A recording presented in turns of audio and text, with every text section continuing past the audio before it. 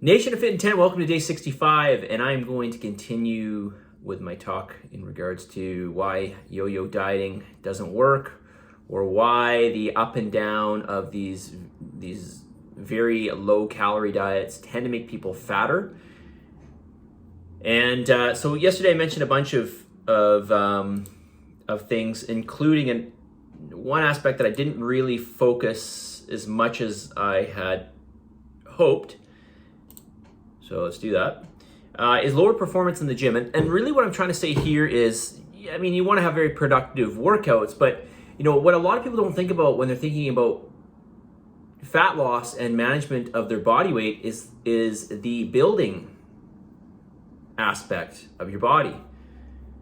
The building aspect of your body. Really, this is very, very important. You want your body to run as inefficiently as possible. But we are trying to build the body. By building the body, we have a more inefficient body. And it's not just building the body, it's metabolic factors like I'll talk about in a second. But ultimately, there is that aspect of, we've got to spend, right? Spending being we've got to have some focus on exercise activity. So remember, exercise activity is one of the 4 things where we are expending energy, right? The other 3 are your metabolism, your basal metabolic rate, your thermic effect of food, and of course your non-exercise activity. But we don't want to put so much emphasis on just burning calories. We want to also have enough energy to have efficient workouts to help build the body, and we need enough energy as well to help build the body, or at the very least maintain our lean body mass. So another reason why we don't want to go too low, and if we do go too low with calories over a significant period of time, if we go too low for calories for a week or two, it's not really going to make that much of a difference. But you know, extended periods of time on these low calories, and of course we lose lean body mass, and we lower our metabolism, we lower our NEAT as well. So we're lowering our BMR, we're lowering our non-exercise activity, we're lowering the amount of energy we're going to burn on when we're doing exercise, because we're just not going to have the same kind of energy. And then we're lowering thermic effect of food because we're eating less food. Well, I guess you could argue whether you're eating more protein or less protein. But let's just go under the assumption that we're eating less food, therefore there's going to be less thermic effect of food. So everything is just, it's like less calories, but less of all the 4 things that are what we would or what would contribute to your energy output. All right, so I'm just building my case here. So downregulation of various metabolic factors. So what are some things that we tend to see? I've talked about this before, but let's go through it again. We see higher ghrelin levels. So the higher, the more calorie deficit, we see that hunger hormone going up. So we just feel hungrier.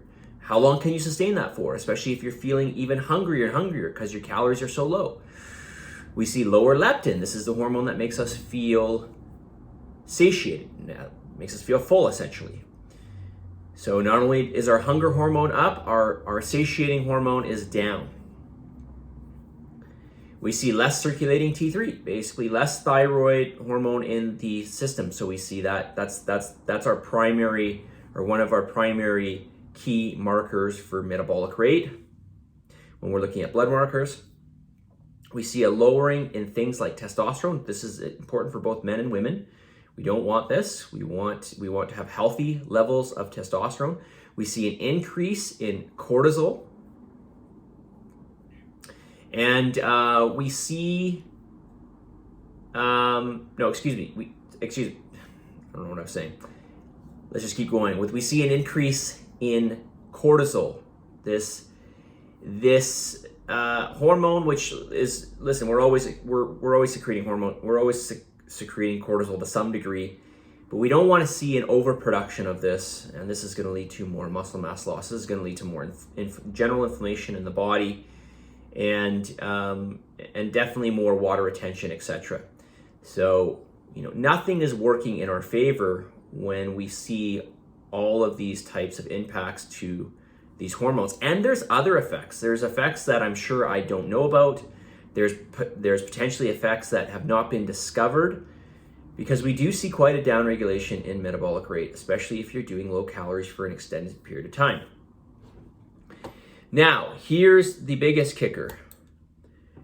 What we tend to see in people when they go through extended periods of low calories, that is too low calories, they get very hungry. Very hungry. You get really, really hungry. And then, what do? Do you just stay hungry for the rest of your life? No. You start to institute more calories. Do you do this in a very slow and methodical way? No. Well, we would hope you would, but you don't. Not you, but you know what I'm saying. We typically tend to see people go from these very low calories to a sudden increase in calories once again. And we don't see the recovery of the metabolic rate. We don't see the recovery in the NEAT or even the exercise performance. But yet we have that, what you can now consider unbalance. We have this unbalance now in more calories going in versus those calories going out. And here's the kicker. We tend to see when people dramatically increase their calories, we see not just the fat cells growing, but we see a split in fat cells. And what happens is our overall fat levels, so let's just say for argument's sake, our fat cells doubled. They wouldn't double, but let's just say they did. What we see here is we see the fat cells increase. So we see a splitting of fat cells. Those fat cells are not as big, but because we have more fat cells now, we have cells that are smaller, and they're making up the same amount of fat, or as we're adding fat, we're getting up to that same point of body fat that we had before, but the fat cells are not as big because we've got more now. And as a result, the body set point is not the same. So with fat cells, what we tend to see is the size will dictate, for example, the leptin, or this specifically I should say, the leptin output. So what I'm saying is you can work up to having the same amount of body fat again, but you feel hungrier than what you did pre-dieting.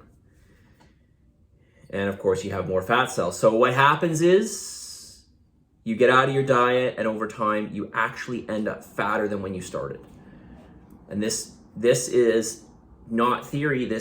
We've seen this over and over and over and over again with people. If you ever watch the show, The Fattest Loser, and I'm not trying to be negative, but really it is the most irresponsible way of helping people to lose weight. All of these people, if I'm not mistaken, every single contestant in The Fattest Loser got fatter.